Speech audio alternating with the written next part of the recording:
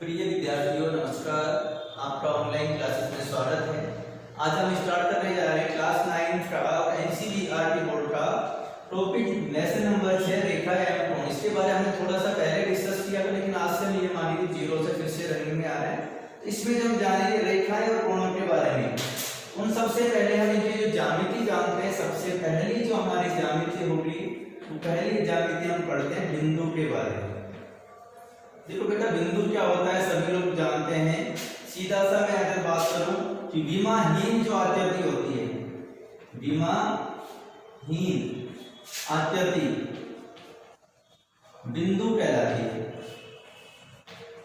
विमाहीन विमाएं क्या होती हैं, जिसको हम कहते हैं लंबाई या चौड़ाई, यानी कि ऐसी आकृति जिसमें ना लंबाई होती है ना चौड़ाई होती है, उसे हम क्या कहते हैं, बिंदु कहते हैं। या और समझ सकते हैं, यदि किसी पेंसिल को बहुत शार्प कर लिया जाए, बिल्कुल पतला कर लिया जाए, उसको हम किसी पेंसिल को पेपर पर रखें, जो आकृति को हमें मिलेगी उसे हम क्या कहेंगे, बिंदु कहेंगे। क्लियर? तो दूसरा जो टॉपिक हम पढ़ते हैं वो है रेखाखंड। रेखाखंड, अब रेखाखंड से हमें पता चल रहा है कि रेखा के भाग या रेखा का भाग हो जाता है। इसको हम कैसे कर सकते हैं, समझ सकते हैं। रेखाखंड क्या कहलाएगा कि निश्चित दूरी पर, एक निश्चित दूरी पर दो बिंदुओं को मिलाने पर, दो बिंदुओं को मिलाने पर प्राप्त आकृति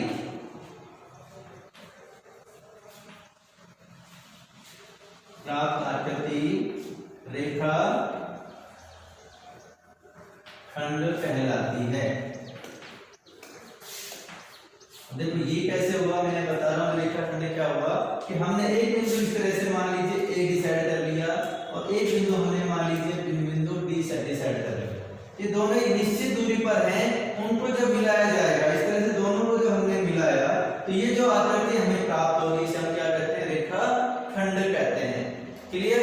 तो रेखाखंड को मैं आपको अच्छे से समझा पाया। अब इसके बाद हम बात करते हैं तीसरा टॉपिक, किरण। देखो किरण रेखा से ही प्रारंभ होती है। किरण कैसे होती है, यानी कि किसी रेखाखंड के एक बिंदु को, यानी किसी रेखाखंड को एक दिशा में ले लेते हैं, एक दिशा में अनंत तक या अनिश्चित दूरी तक, अनंत तक बढ़ाने पर प्राप्त आकृति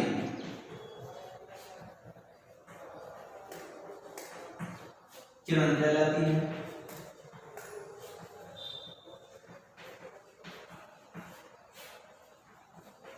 कैसे? देखो, अभी हमने ये रेखाखंड ए और बी को मिलाने पर हमें रेखाखंड ए भी मिला था।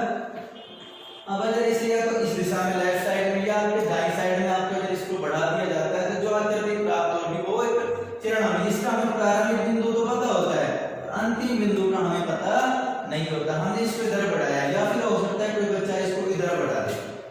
इसका हमें ये जो प्रारंभिक बिंदु है, ये बिंदु तो हमें पता है, अंतिम बिंदु कहां तक है उसके बारे में कोई जानकारी नहीं है। तो ऐसी आकृति को क्या कहते हैं, किरण, जो कि एक बिंदु से प्रारंभ होकर और अनंत की तरफ एक ही दिशा में बढ़ती है, उसे हम किरण कहते हैं। क्लियर? इसी तरह से अगला टॉपिक जो आता है हमारा आता है रेखा के बारे में। तो रेखा क्या होती है, किरण का दूसरा, किरण को थोड़ा सा बदल दे किरण की भाषा को। चौथा जो पॉइंट रहेगा हमारा वो रहेगा रेखा। इसमें क्या है, किसी रेखाखंड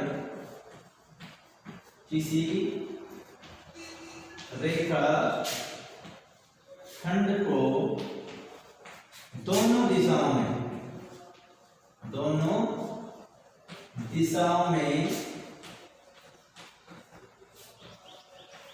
अनंत तक या अनिश्चित दूरी तक, अनंत तक बढ़ाने पर प्राप्त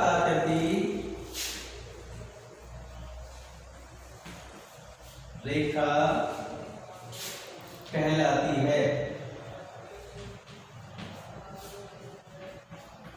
तो देखो कैसे रेखा हुई, इस तरह से हमने दो बिंदु लिए थे ए और बी, दोनों को जब मिलाया था तो हमें रेखाखंड मिला था ए। अब इसको इधर की तरफ भी हमने बढ़ा दिया, बहुत ज्यादा अनंतर जा रही है, इधर के अनंतर बढ़ा रही है, जिसका हमें ना तो प्रारंभिक बिंदु का पता है और ना ही अंतिम बिंदु के बारे में कोई जानकारी हमें है। ऐसी आकृति को क्या कहा जाता है, रेखा कहा जाता है, जो कि दोनों दिशाओं में अनंत तक चली जाती है। क्लियर, ये रेखा हमने पढ़ी है। अब हम उससे बात करते हैं, रेखा पर बहुत सारे बिंदु अगर होते हैं तो देखो समरेख होते हैं, और रेखा से जब बिंदु आउट होता है तो हम असमरेख कहते हैं। पांचों पर बात करते हैं समरेख बिंदु, समरेख या असमरेख बिंदु दोनों में एक साथ डिस्कस कर लेते हैं। समरेख या असमरेख बिंदु, देखो ये क्या होगा, इसमें हम कह सकते हैं वे सभी बिंदु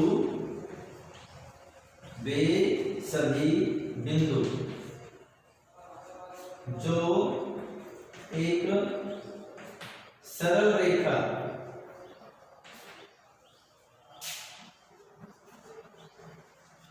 पर स्थित हों, समरेख बिंदु कहलाते हैं। यानी कि वे सभी बिंदु जो एक ही सरल रेखा पर उपस्थित हो या स्थित हो समरेख बिंदु कहलाते हैं, अन्यथा वो क्या कहलाएंगे, असमरेख। जैसे हमने एक रेखा इस तरह से खींची है,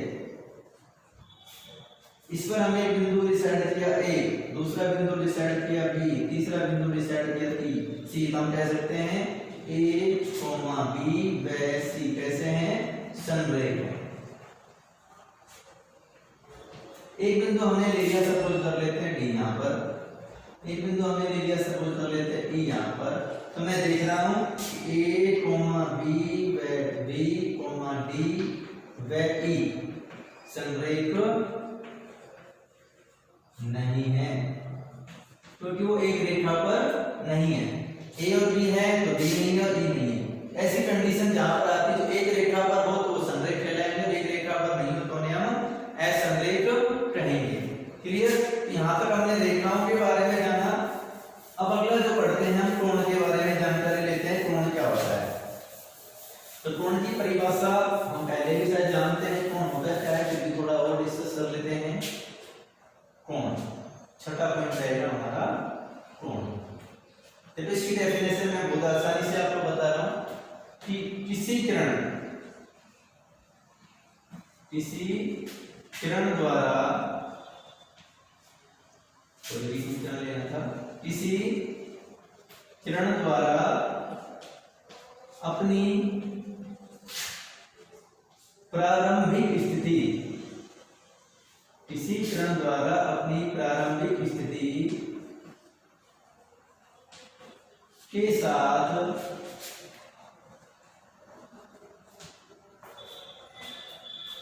उत्पन्न किया गया घुमाव,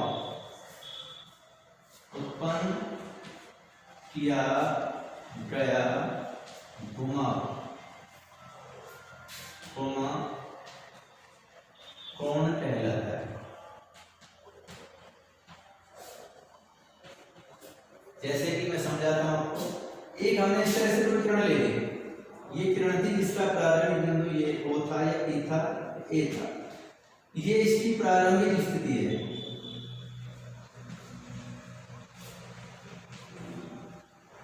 अब ये अपनी इस प्रारंभिक स्थिति के साथ में घूमना स्टार्ट हो जाती है। सपोज करो घूम करके यहाँ पर रही है, यहाँ पर अब किरण पहुंच चुकी है। इसने जो ये जो घुमाव उत्पन्न किया उस थीटा को ही क्या कहते हैं, घुमाव को ही क्या कहा जाता है, कोण कहा जाता है। या फिर ऐसा कह सकते हैं जो दो किरणें जहां पर मिलती हैं उनके बीच का जो गैप होता है उसको हम क्या कहते हैं, कोण कहते हैं, कोण बनाती है। क्लियर, यानी प्रारंभिक स्थिति के साथ में एक किरण जितना घुमाव उत्पन्न करती है उस घुमाव को क्या नाम दिया जाता है, कोण नाम दिया जाता है। और कोणों के बारे में हम सभी जानते हैं, कोण कितने प्रकार के होते हैं। पहला हम पढ़ते हैं न्यून कोण, दूसरा हम पढ़ते हैं समकोण, तीसरा हम पढ़ते हैं अधिक कोण, पढ़ते हैं कि नहीं पढ़ते हैं। उसके बाद में हम बहुत सारे और कोण पढ़ते हैं तो उनके बारे में जाना कि पहले हम जानते हैं न्यून कोण क्या होता है, यानी कि 0 डिग्री से बड़ा, 0 डिग्री से बड़ा तथा 90 डिग्री से छोटा कोण क्या कहलाता है, न्यून कोण कहलाता है। समकोण यानी 90 डिग्री का कोण, 90 डिग्री का कोण क्या कहलाता है, समकोण कहलाता है। और अधिक कोण 90 डिग्री से बड़ा, 90 डिग्री से बड़ा तथा 180 डिग्री से छोटा कोण अधिक कोण कहलाता है। क्लियर। उसके बाद में और पढ़ते हैं सरल कोण भी है, पढ़ेंगे पूरक कोण, समपूरक कोण, आसन कोण, ये बहुत सारे नाम हैं, सभी को हम जान लेते हैं। तो आगे सरल कोण क्या होता है देखिए तो जानते हैं। सरल कोण, सरल कोण होता है 180 डिग्री का कोण, सरल कोण कहलाता है। उसके बाद अपन जानते हैं पूरक कोण के बारे में। पूरक कोण ये वो कोण होते हैं, युग्म के रूप में होता है, अकेला कोण नहीं होता, यानी कि ऐसे दो कोण, ऐसे दो कोण जिनका योगफल, ऐसे दो कोण जिनका योगफल 90 डिग्री हो, पूरक कोण कहलाते हैं। पूरक कोण कहलाते हैं। जैसे भी एग्जाम्पल ले सकते हैं, 30 डिग्री व 60 डिग्री पूरक कोण युग्म है। या आप कह सकते हो कि 40 डिग्री और 50 डिग्री वो भी पूरक कोण युग्म है, 20 डिग्री और 70 डिग्री वो भी पूरक कोण युग्म है। अगला हम पढ़ते हैं समपूरक कोण।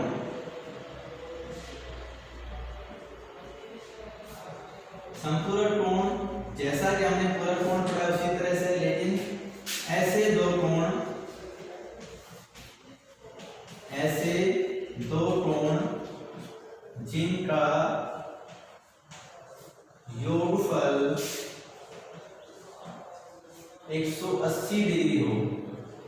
पूरक कोण में कितना था, 90 डिग्री, और अब कितना है 180 डिग्री, वो क्या कहलाते हैं, पूरक कोण युग्म कहलाते हैं। पूरक कोण कहलाते हैं।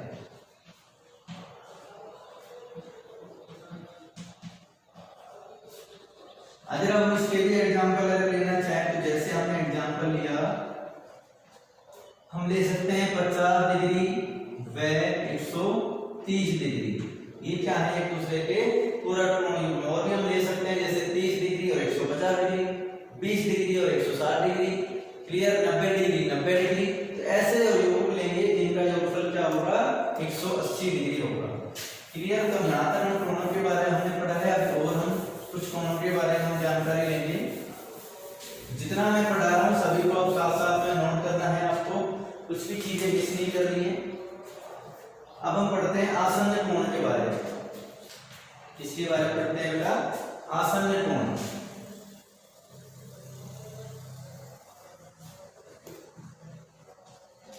ये क्या होते हैं, नाम से ही जाहिर हो रहा है, आसन्न, जिनका आसन्न कोण हो, यानी कि ऐसे दो, ऐसे कोण जो एक ही बिंदु पर बने हों, ऐसे दो कोण जो एक ही बिंदु पर बने हों तथा जिनके बीच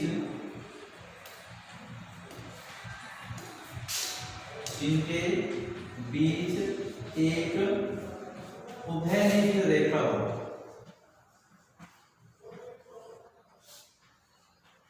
क्या समझ में आया? इनकी वो कोण जो होंगे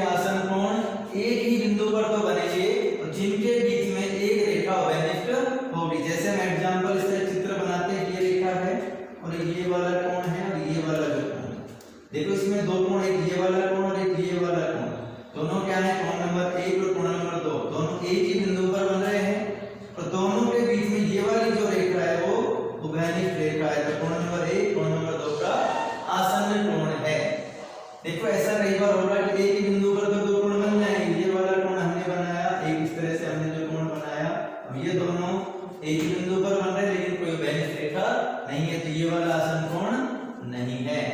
क्लियर। इसके बाद हम अगला पढ़ते हैं शीर्षाभिमुख कोण। देखो शीर्षाभिमुख कोण क्या होता है, इसका भी नाम से ही जाहिर हो रहा है, शीर्षाभिमुख, जिससे शीर्ष आमने सामने हो, यानी कि ऐसे दो कोण, या सॉरी इसको पढ़ते हैं, जब दो रेखाएं प्रतिच्छेद करती है, यानी कि एक दूसरे को काटती है, जब दो रेखाएं प्रतिच्छेद करती हैं तो वे चार कोणों का निर्माण करती है, या चार कोण बनाती है।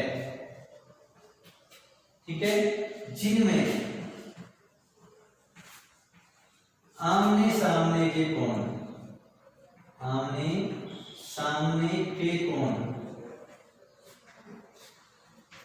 शीर्षाभिमुख कोण कहलाते हैं। शीर्षाभिमुख कोण कहलाते हैं।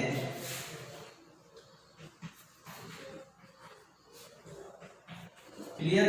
इसका डायग्राम इधर देखिए, तो इस तरह से दो रेखा एक दूसरे को प्रतिच्छेद कर रही है, इस तरह से इसने चार कोणों का निर्माण किया, 1 नंबर, 2 नंबर, 3 नंबर और 4 नंबर। इनमें जो आमने सामने के कोण यानी 1 व 3, कोण 1 नंबर, कोण 3 नंबर, ये शीर्षाभिमुख कोण है, और कोण 2 व कोण नंबर 4 ये दोनों शीर्षाभिमुख कोण है।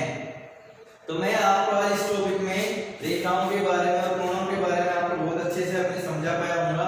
बाकी का जो अगला टॉपिक है वो अगली वीडियो में अपन डिस्कस करेंगे, तब तक के लिए आप इसको अच्छे से समझेंगे, नोट करेंगे। इस चीज का विशेष ध्यान रखें कि आपका होमवर्क चेक भी होगा।